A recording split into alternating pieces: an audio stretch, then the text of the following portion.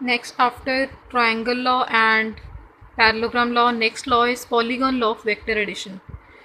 This law helps us to obtain the resultant of more than two vectors. ਇਹ ਵਾਲਾ law ਆਪਾਂ ਕਦੋਂ use करते हैं ਜਦੋਂ ਕੀ ਹੁੰਦਾ ਆ when we have more than two vectors, ਜਦੋਂ ਦੋ ਤੋਂ ਜ਼ਿਆਦਾ ਵੈਕਟਰਸ ਹੋਣ then ਉਹਦਾ ਰਿਜ਼ਲਟੈਂਟ ਫਾਈਂਡ ਕਰਨ ਦੇ ਲਈ ਕਿ ਅਸੀਂ polygon law यूज़ करते हैं, ठीक है। And this law is just the extension of triangle law of vector addition, ठीक है। ये कहते कि जस्ट की है ट्राइंगल लॉ ਨੂੰ ਹੀ ਕੀ ਹੈ एक्सटेंड किया होया। इट स्टेट्स ਹੁਣ ਦੀ स्टेटमेंट ये मेन लर्न करनी है। स्टेटमेंट की है if a number of vectors can be represented in magnitude and direction by the sides of a polygon taken in same order, then their resultant is represented in magnitude and direction by the closing side of polygon taken in opposite order। समझो इनू हैगा की आप already कि triangle law की extension है। देखो हम ट्राइंगल लॉ अपने को यही होंदा सीगा, अपने को दो वैक्टर दिते होंदे सी, एक ए वैक्टर हो गया एक बी वैक्टर हो गया। They are taken in magnitude and direction in same order, ठीक है। सेम ऑर्डर हो गया ना, इधर नूं आ डायरेक्शन इहदी हो गई, सेम इधर दी नैक्सट कंटिन्यू हुई डायरेक्शन।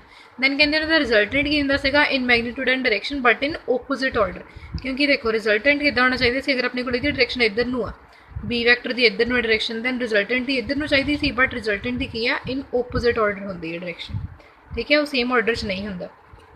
सेम यही चीज़ इत्थे है, जस्ट ये मोर दैन टू वैक्टर्स होंगे। देखो आ चार वैक्टर ले ले, A vector B vector C vector and D vector. इन्हों अगर आप कंबाइन कर लीए है ना, मतलब कि यह बी वैक्टर की जी टेल है इनू ए वैक्टर के हैड नाल जोड़ दी, मतलब ये टेल में हैड नाल जोड़ता, इन्हू चक के इत्थे रख लिया।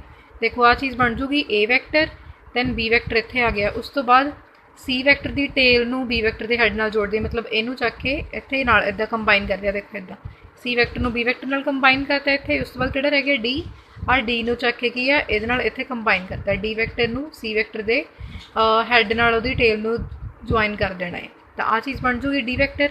तो वो कहते कि अगर नंबर ऑफ वैक्टर दिते हुए हैं इन magnitude and direction by the sides of a polygon, एक पॉलीगॉन बन जाएगी। पॉलीगॉन होंगे जिहदे कोई भी इदां दी फिगर जिहदे मल्टीपल साइड्स हो सकती हैं, जिवें चार साइड्स वाले नूं तुसीं क्वाड्रिलेटरल बोल दिंदे हो, या पैरेललोग्राम हो गई, जिद्दां भी मतलब उहदे डिपेंड करता किद्दां उहदे साइड्स ने, ठीक है। ट्राइंगल हो गई, तीन साइड्स हो गई, अगर चार तो वध हो जाए पेंटागन हो जाती है, 6 तो वध वाली हैक्सागन, 6 साइड्स वाली हैक्सागन हो गई। इदां ही नंबर ऑफ साइड्स जिन्नी मर्जी साइड्स हो, ठीक है, दैट इज़ कॉल्ड पॉलीगन, ठीक है। अगर कहते कि चार वैक्टर्स दिते हुए ने, they are represented in magnitude and direction by the sides of a polygon, कहते कोई भी पॉलीगन के साइड्स नूं रिप्रजेंट कर रहे हैं, दैन उनका रिजल्टेंट कितना रिप्रजेंट होएगा, then their resultant is represented in magnitude and direction by the closing side of polygon taken in opposite order. तो वो कहते कि अगर अपने कोई पॉलीगन दे की है चार साइड्स दित्तियां होईयां ने, ठीक है, चार वैक्टर्स दिते हुए जिहड़े साइड्स नूं रिप्रजेंट कर रहे हैं, तो उसका रिजल्टेंट कितना फाइंड करेंगे, दैन कहते उसका रिजल्टेंट की होएगा, वो की होएगा जिहड़ा पॉलीगन की क्लोजिंग साइड है। क्लोजिंग साइड किहड़ी होएगी, इत्थे बनेगी क्लोजिंग साइड, ठीक है। इहदे नाल पॉलीगन बन जाएगी पूरी क्लोज हो जाएगी। Polygon taken in opposite order, order opposite होएगा, मतलब आ देखो आह रिजल्टेंट होएगा, ठीक है, आ रिजल्टेंट वैक्टर होएगा अपने कोल, जिहड़ा कि कहते की है पॉलीगन की क्लोजिंग साइड बनेगा। अब क्लोजिंग साइड हो गई उसकी ओपोजिट ऑर्डर क्या है, देखो हम इसका ऑर्डर पहला ए इधर नूं सी वैक्टर, सेम उत्थे अगे कंटिन्यू हो गया बी, फिर इधरों के उपर गया इधर सी तो इधर नूं कंटिन्यू होया डी, सेम ऑर्डर होना सी इधर नूं आर, इधर नूं एरो आके फिर उन्होंने की किया ओपोजिट ऑर्डर। तो आ सारे अपने को ए डायरेक्शन जा रहे हैं, आप तो ओपोजिट इधर नूं लैके जावांगे, तो मतलब आर की डायरेक्शन ए वाली हो जाएगी, ठीक है। So resultant is represented by opposite order. Use same ही करना formula triangle of vector addition का। देखो इत्थे जिवें triangle of vector addition assume किया इन्होंने, इत्थों दी किद्दां अज्यूम किया, इत्थे आह वैक्टर सी ए, इत्थे सीगा बी, इन्हां दा रिजल्टेंट ले लिया ओपोजिट ऑर्डर च ए वैक्टर प्लस बी वैक्टर आ गया, दोनों प्लस करके फिर अगे इत्थे फिर ट्राइंगल लॉ लगाया। इहदे विच एक आ वैक्टर सीगा ए प्लस बी, एक आ वैक्टर सी इत्थों सी, इन्हां दोनों का रिजल्टेंट की हो जाएगा आ वाली साइड ए प्लस बी प्लस सी। सेम इदां ही नैक्सट ट्राइंगल, ठीक है, ये आ वैक्टर की है ए प्लस बी प्लस सी, और नैक्सट वैक्टर की है इतने डी वैक्टर। इन्होंने दोनों का रिजल्टेंट अपने को हो गया R vector equals to A vector plus B vector plus C vector plus D vector. इन्होंने प्लस करके अपने को आ गया, मतलब ये तीनों जगह पर कि आप ट्राइंगल लॉ लगाया, अगर इन्हों अप्लाई करके देखो तुम, ठीक है। So R is equals to आ गया A plus A vector plus B vector plus C vector plus D vector. Fine. Next is properties of vector addition. Vector addition के प्रॉपर्टीज़ की ने, vector addition is commutative. Commutative means की हो गया, just result करने तो इन्होंने, ठीक है। दैन ਉਹਦਾ ਰਿਜ਼ਲਟੈਂਟ मतलब ਕੀ ਹੋਏਗਾ ਕਮਿਊਟੇਟਿਵ ਦਾ मतलब ਹੁੰਦਾ अगर A vector plus B vector है अगर तुम इन्होंने उदा ही ऐड करें इक्वल्स टू होएगा B vector plus A vector चाहे उन्होंने ओपोजिट करके ऐड कर लो सेम ही आंसर आएगा दिस इज कम्यूटेटिव लॉ ठीक है।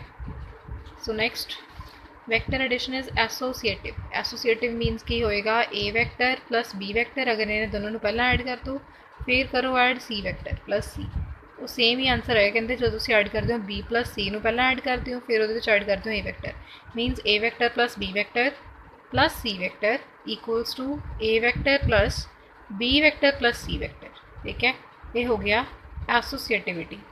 नैक्सट इज डिस्ट्रीब्यूटिव मीनस अगर दो वैक्टर्स ने A vector plus B vector उन्होंने कोई नंबर मल्टीप्लाई हो रहा है लैमडा दैन वो डिस्ट्रीब्यूट हो जाएगा दोनों मल्टीप्लाई हो जाएगा मतलब lambda multiply A vector plus lambda multiply b vector this is distributive law। next is subtraction of two vectors। the subtraction of a vector q from a vector p is defined as the addition of vector minus q minus Q नू लिखा हुआ है कि लिखा है negative of vector Q इनू negative of vector Q भी बोल देंगे या फिर माइनस ऑफ वैक्टर क्यू ठीक है टू द वैक्टर पी। हम देखो डिफाइन कितना किया है subtraction of two vectors this is subtraction of two vectors ठीक है P vector minus Q vector अपन इधर लिखांगे इनू आप डिफाइन कितना करते हैं equals to this is addition of vectors minus Q to P vector addition किया ऐड किया किदा P vector and minus Q vector का ठीक है प्लस माइनस ही हो जूगे ना सो इनू जस्ट एक्सप्लेन किया होया subtraction of two vectors P and Q और subtraction of a vector q from vector p is defined as addition of vector minus q to p vector ठीक है दोनों ऐड करके जोड़ा होया that is called subtraction of vectors. एक vector minus का लेना हम देखो एक्सप्लेन कितना होया consider two vectors p and q as shown in this figure ठीक है दो वेक्टर ले लिख p वेक्टर ए डायरेक्शन हो गया एक q वेक्टर ए डायरेक्शन हो गया to subtract the vector q from p हम कहते q वैक्टर को p चों सबट्रैक्ट करने के लिए आप पहला की करते हैं draw the vector A B equals to p vector के इक्वल कहते वैक्टर ड्रॉ कर लिया ए बी इक्वल्स टू की है p वैक्टर इनू ड्रॉ कर लिया है उस तो बाद q वैक्टर है ड्रॉ करना now from the tip of vector A B equals to p ये टिप की होंगी है जितों एरो स्टार्ट होता है ठीक है आ टेल होंगी है जितों वैक्टर स्टार्ट हो रहा है जितों एरो जिथे आप पाया दैट इज कॉल्ड टिप ठीक है और हैड और टिप हम कहते कि vector A B equals to P है जोड़ा ये टिप तो की करना draw the vector B C vector एक वैक्टर बी सी ड्रॉ करना such that its magnitude is equal to that of vector Q कहते ये इन्ना ड्रॉ करना भी यदा मैगनीट्यूड की होवे जिन्ना क्यू वैक्टर वो बराबर आए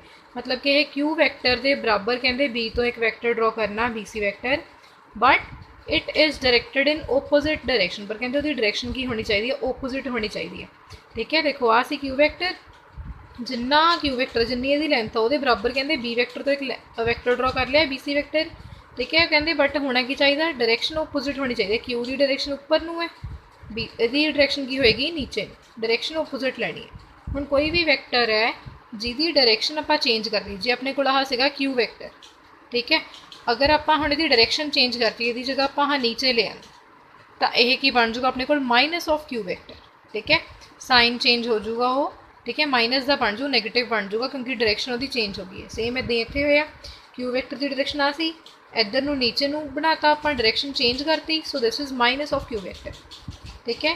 then by definition B C vector equals to minus Q vector negative vector की डेफिनेशन तो नैगेटिव वैक्टर कहते होंदा की है कोई भी वैक्टर की अगर आप डायरेक्शन चेंज करते तो वैक्टर के नाल की नैगेटिव साइन लग जाता ठीक है। आ क्यू वैक्टर सी डायरेक्शन चेंज करती बन गया minus of Q vector so B C is equals to minus Q vector ठीक है। हम आप रिजल्टेंट करना draw the vector A C vector from the tail A of P to the tip C of vector Q हम कहते A B vector की tail A तो B C vector की टिप सी तक इतों की ए तो सी तक की है एक वैक्टर ड्रॉ करना है आप ए सी वैक्टर मतलब कि रिजल्टेंट होएगा ठीक है। So by triangle law of vector addition triangle law अपने को होंगे रिजल्टेंट वैक्टर इक्वल्स टू बाकी दो वैक्टर्स का plus means A C vector equals to A B vector plus B C vector A C vector equals to A B vector plus B C vector ठीक है। इदा ही होंगे ना आप triangle law कढ़िया है रिजल्टेंट इक्वल्स टू बाकी दो vectors का plus so A C vector equals to A B vector plus B C vector ये लिख लिया ना ए सी वैक्टर तो अपने को रिजल्टेंट है ए बी वैक्टर की है पी वैक्टर ठीक है। ए बी की वैल्यू पुट की पी, फिर प्लस बी सी वैक्टर की वैल्यू की कड्डी सी minus Q vector, B C vector की वैल्यू कड्डी minus Q vector, plus minus is minus. So AC vector is equals to P vector minus Q vector. So this is the resultant by subtracting. Zero vector or null vector. It is that vector which has zero magnitude and an arbitrary direction. A zero vector is represented by arrow over the number 0. Zero number ਦੇ ਉੱਤੇ arrow ਪਾਇਆ ਹੁੰਦਾ ਹੈ. It is also called null vector. A zero vector being of zero magnitude must be represented by arrow of zero length. The direction of arrowhead of a zero vector represented by zero length cannot be specified, hence the zero vector has an arbitrary direction. Zero vector की हुंदा कहंदे zero vector vector हुंदा जिहदा कि zero magnitude हुंदा आ, magnitude हुंदा कि कोई भी उहदी वैल्यू किन्नी, अगर length आ तो length की गल कर लो, mass है तो mass, मतलब कोई भी वैल्यू, ठीक है। zero magnitude कोई magnitude नहीं, मतलब कि उहदा magnitude की है zero हुंदा, zero length हुंदी है उहदी, and an arbitrary direction, arbitrary means randomly, कोई भी हो सकती है एरबिट्रेरी डायरेक्शन, ठीक है।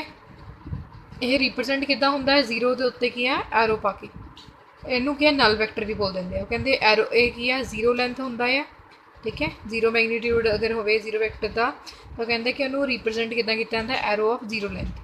हुण कहते डायरेक्शन उहदी आपां स्पैसीफाई नहीं कर सकते कि जीरो वैक्टर उहदी कोई भी डायरेक्शन हो सकती है, so it has an arbitrary direction, ठीक है। अगेन इन्हें एग्जाम्पल दी हुई है, when a vector is multiplied by zero the resultant is a zero vector, कोई भी वैक्टर होगा तुम जीरो नाल मल्टीप्लाई कर दें दैन अपने को आंसर क्या आएगा, zero vector. Next, result of addition of a vector to its own negative number is own negative vector is a zero vector, कोई भी कहते वैक्टर है उन्होंने उहदे ही नैगेटिव के नाल अगर आप ऐड कर देंगे दैन अपने को जो वैक्टर आएगा एडिशन करके that is zero vector, means A vector plus minus of A vector, ठीक है। एक वैक्टर नूं उहदे ही नैगेटिव के नाल अगर तुम ऐड कर दो, A vector plus minus of A vector equals to की हो जाएगा, जीरो वैक्टर। दैन अगे द एग्जाम्पल्स ने, velocity vector of a stationary particle is a zero vector, acceleration vector of an object moving with uniform velocity is zero vector, displacement vector of stationary object over an arbitrary interval of time is a zero vector, position vector of the origin of coordinate axis is a zero vector। मतलब कि है कोई stationery और particle आ जा, stationery object है, stationery मीनस move नहीं करे, जो एक जगह तो ही है वो मूव नहीं करे, उन्हें कोई डिस्प्लेसमेंट ही नहीं कवर करनी, दैन वो डिस्प्लेसमेंट वैक्टर तो वेलोसिटी वैक्टर की होंगे, जीरो वैक्टर होंगे, ठीक है। ओरिजिन हो गया, ओरिजिन मतलब कि जीरो ही होंगे उत्थे, तो उत्थे भी कहते पोजीशन वैक्टर की होएगा, कोई भी एक्सिस का की है जीरो वैक्टर होएगा अगर बॉडी मूव ही नहीं करेगी। Acceleration vector of an object moving with uniform velocity is a zero vector, कोई बॉडी अगर यूनिफॉर्म वेलोसिटी नाल मूव कर रही है तो वो एक्सेलरेशन वैक्टर का की होएगा, जीरो वैक्टर होएगा, बिकॉज वेलोसिटी चेंज नहीं हो रही। Next is properties of vector addition, zero vector. First is the addition or subtraction of zero vector from a given vector does not alter the given vector। वो कहते कि कोई भी vector दे विच चाहे आप जीरो वैक्टर नूं ऐड कर दिए, चाहे वो जीरो वैक्टर नूं माइनस कर दिए, अपने को कहते आंसर क्या आएगा, वही वैक्टर आएगा, ठीक है। मतलब कहते अपने को आंसर चेंज नहीं होएगा, जीरो वैक्टर नूं किसी भी वैक्टर च ऐड करन दे अपने को आंसर की वही वैक्टर आएगा जिहदे विचों कि जीरो नूं ऐड या सबट्रैक्ट किया गया, मीनस ए वैक्टर दे विच जीरो ऐड की तो ए विचों जीरो माइनस की, आंसर ए वैक्टर ही आएगा। Next, multiplication of a non zero real number n with a zero vector is again zero vector. कहते कोई भी non zero real number, non zero means ah n zero नहीं होएगा, कोई भी वैल्यू हो सकती है 1 2 3 4 कुछ भी, ठीक है, विद जीरो वैक्टर, अगर उन्होंने कहते जीरो वैक्टर मल्टीप्लाई कर दो आंसर थोड़े को जीरो वैक्टर ही आएगा।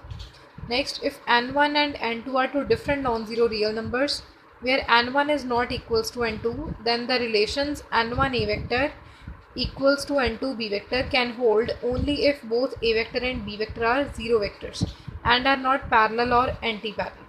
वो कहते कि की होएगा अपने को अगर ah relation n1 multiply a vector equals to n2 multiply b vector equal कदों होंगे, रिलेशन कहते उदों ही होल्ड होएगा जो a vector तो b vector की होंगे, जीरो वैक्टर होंगे, ठीक है। n1 n2 सेम ना हो, लिखा होया कि वो सेम ना हो, यदि जगह 1 हो सकती, जगह 2 हो सकता, ए वैक्टर तो बी वैक्टर कहते की होने चाहिए, जीरो वैक्टर। तो जीरो वैक्टर को किसी भी चीज़ में मल्टीप्लाई करेंगे जीरो वैक्टर ही आ जाएगा, तो इक्वल हो जाएगा, ठीक है। So this was zero vector.